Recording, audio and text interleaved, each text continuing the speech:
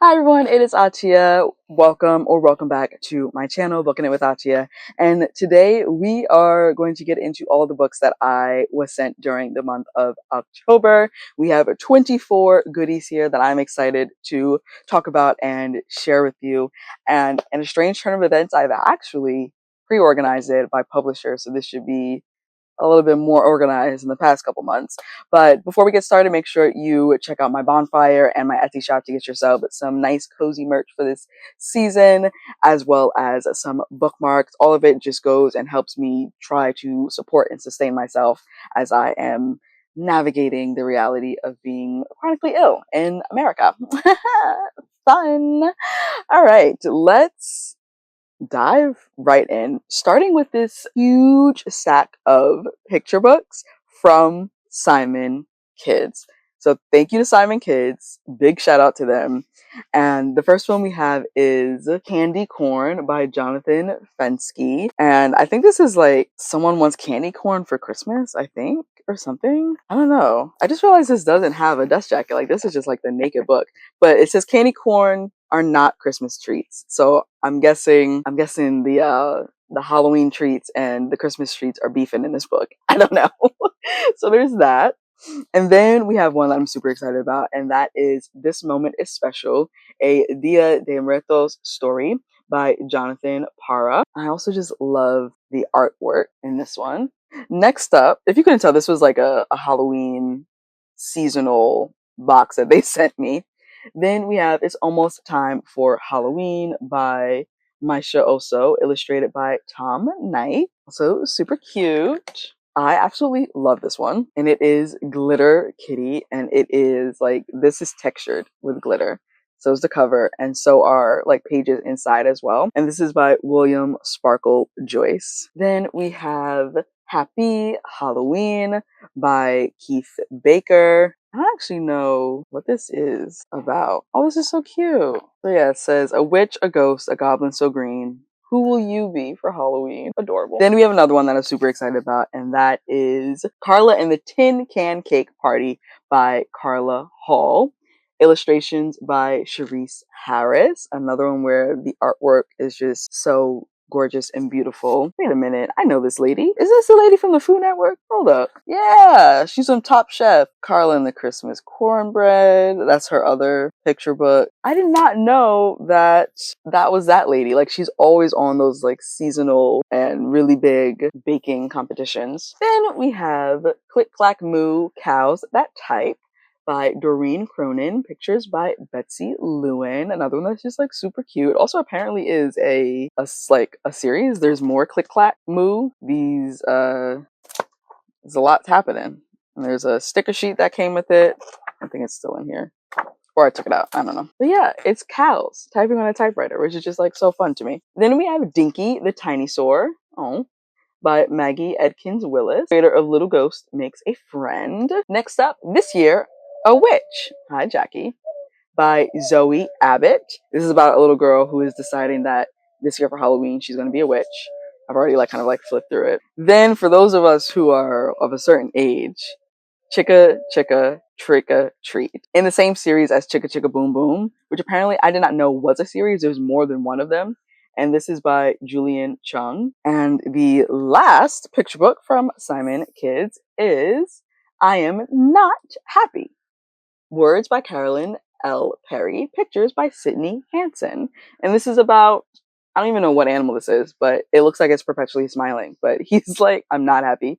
This is just the way my face is, which honestly, I relate a little too hard to. But yeah, those are is it 12? 1, 2, 3, 4, 5, 6, 7, 8, 9, 10.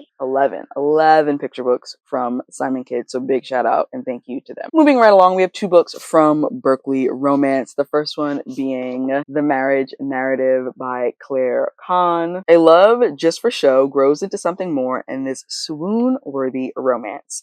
Zinnia is an ambitious, successful businesswoman who is not about to wait around for her one true love. She turns her dating profile into a marriage merger proposal, arrange a few strategic meetings, move in together, get married, all within 30 days. Her friends think it will never work until she meets Jordan, a near perfect applicant with a big secret.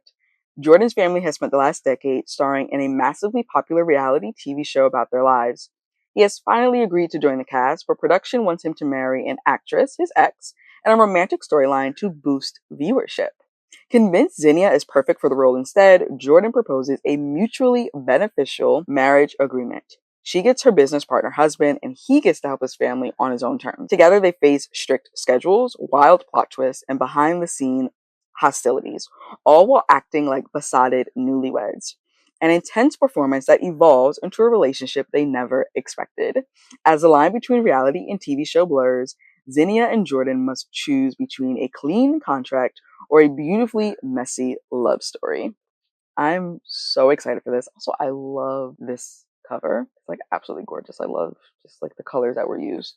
And then another book from Berkeley Romance is My Fair Senor by Alana Quintana Albertson. When college sweethearts reunite in an unexpectedly bumpy quest for the smoothest spirit, they'll prove that nothing pairs better with tacos than tequila. San Diego-based model and influencer Jamie Montez isn't the heir, or even the spare, to his family's Taco King fast food empire. So, after he's asked to be the face of yet another non-Hispanic, celebrity-owned tequila company, Jamie decides to reinvent his role in the family dynasty. He's going to start his own liquor brand. The problem? He's an agave amateur.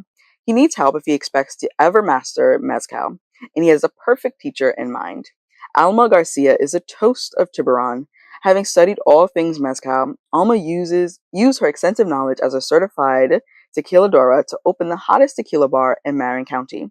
When her college flame returns with a tempting proposition, he'll promote her business on social media and help her brother with the local Cinco de Mayo festival if she'll bring him into the world of tequila. It's as if the holiday spirits are bringing Jamie and Alma back together. She has plenty to teach him about tequila, from harvesting the agave to taking a proper sip, and even introduces him to farmers who grow and bottle their own local mezcals. Their chemistry is intoxicating, but Jamie's ulterior motives for reconnecting bring the threat of another serious love hangover, leaving them both to wonder if this second chance at romance is worth a shot. Another one whose cover is absolutely divine and delicious. And once again, thank you to Berkeley Romance. Then we have another three from Simon Teen. The first one being The Light That Blinds Us by Andy Darcy Theo. This one is an advanced reader's copy, and this actually releases in February of 2026. When consumed by shadow, even the faintest light can be blinding.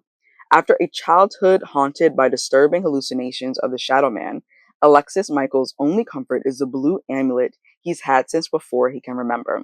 Now the visions have disappeared, and Alexis craves a normal life.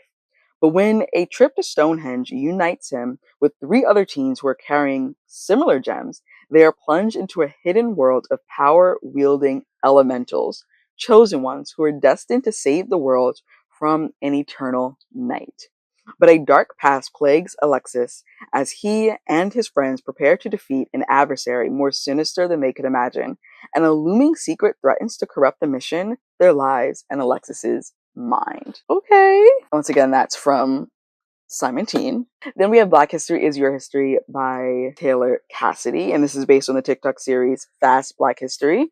And meet Taylor Cassidy, Black history enthusiast and creator of the viral TikTok series Fast Black History.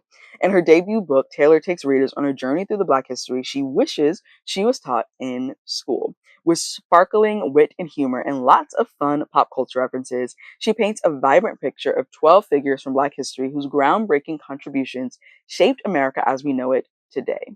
Introducing icons from activists to literary giants, movie stars to Olympic gold medalists, fashion designers to astronauts, and more. This one-of-a-kind collection makes Black history relatable, relevant, and utterly irresistible. Very excited for this one. I didn't even look in it really that much. See Benjamin Banneker, Ida B. Wells, Tommy Smith, Cicely Tyson, Maya Angelou, Marsha P. Johnson.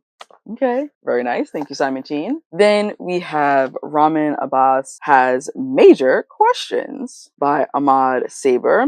This one comes out March of 2026. Ramin Abbas has spent his whole life obeying his parents, his imam, and of course Allah without questions.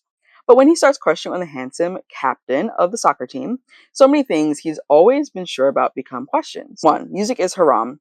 But what if you're just listening to the Wicked soundtrack because you're being forced to play on the soccer team with Captain Handsome? 2. A boy crush is a double haram, and Raman's parents will never accept it. But can he really be the only Muslim on earth who feels this way? 3. Allah is merciful and makes no mistakes. So then it isn't Raman just the way Allah intended him to be. And why does living your truth or living a lie even have to be a choice? Okay. Thank you once again to Simon Teen.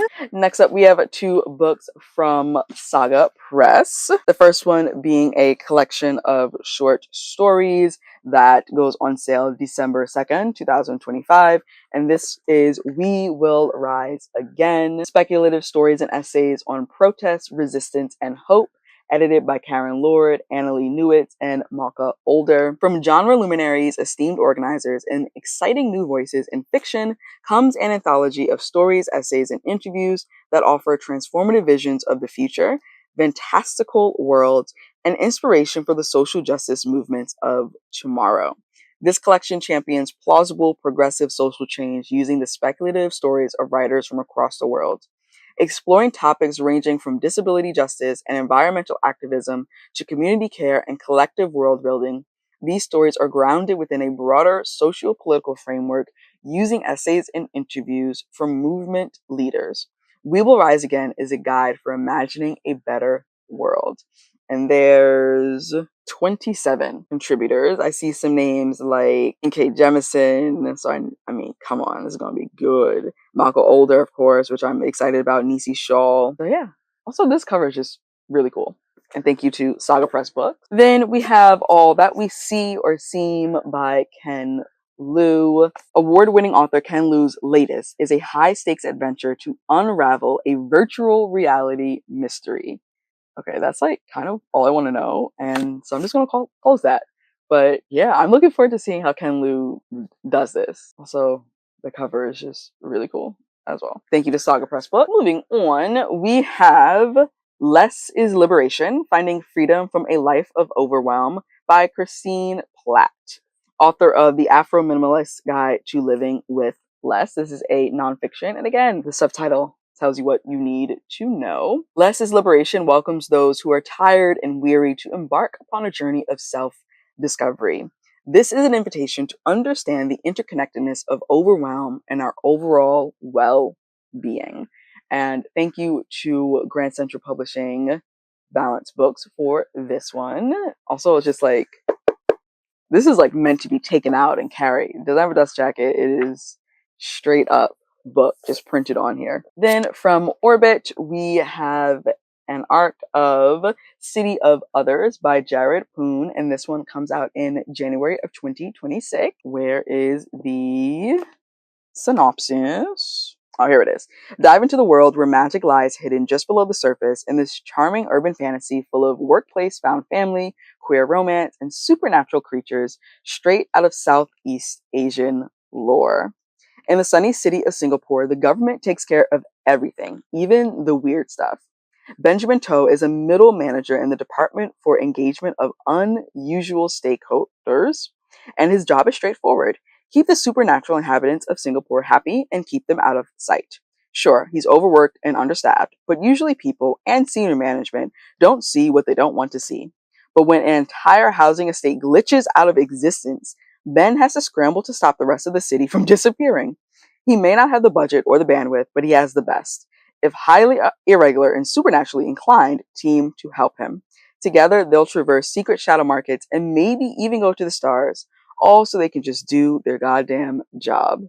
This just feels like it's going to be so much fun. I'm very much looking forward to this. And thank you once again to Orbit. Then we have Isn't It Obvious by Rachel Runia Katz. This is a romance, if you couldn't tell. After a meat disaster, a podcaster and her producer fall in love over email without realizing they know and hate each other in real life. When high school librarian Yael's secret podcast starts to take off, she decides to hire Kevin, a remote freelance editor/producer, so she can manage juggling her mental health, her day job, and the queer teen book club she's been hosting at school after hours. To maintain her anonymity, they communicate strictly via email. And Kevin knows Yael only by her podcast persona, L. Little does Yael know that Kevin, who in real life goes by his middle name Ravi, is the same man she tore apart for climbing out of her bedroom window after a one-night stand with her roommate, Charlie. And she certainly never expects him to show up to volunteer at her book club. In person, Yael and Ravi clash until their sparks turn into something more. Over email, Elle and Kevin are starting to fall hard when they decide to keep things strictly professional. But when Robbie discovers the truth, will keeping it a secret mean the end of everything he's built with Yael/Elle? And what happens when she finds out? Will they fall twice as hard or cut ties in more ways than one? Rachel Lunia Katz's Isn't It Obvious is a sharp, funny romance about loving the whole person and finally taking a chance on love. Also, this cover I love it. And thank you to St. Martin's Griffin for this finished copy.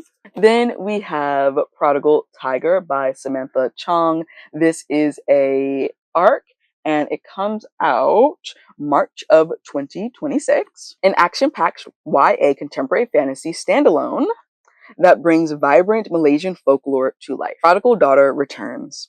For 5 years, Carolyn Chua has lived in exile from her home and family in Malaysia at a magical academy in New York City, far enough away that she can't hurt the people she loves.